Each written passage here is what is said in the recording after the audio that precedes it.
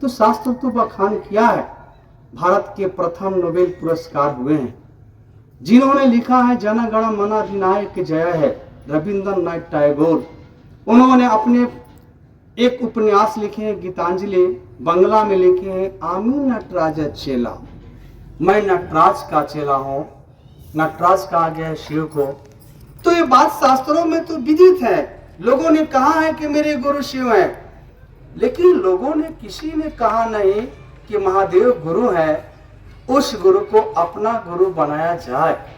पहली बार हमारे और आपके बीच इतनी बड़ी इतिहास, 10,000 वर्षों का अध्यात्म का इतिहास है, गुरु की परंपरा का इतिहास है 10,000 वर्षों का।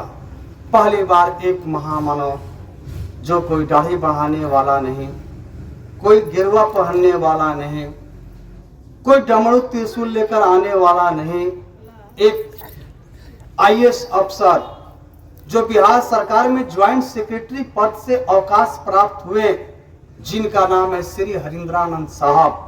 उन्होंने अपने जीवन में 12-13 शरीरधारी गुरु से ठगाने के बाद जब उनके जीवन में मनचाहा परिणाम नहीं मिले, ठगे गए शरीरधारी गुरुओं से, तब उनके जीवन में एक निराशा हताशा हुआ।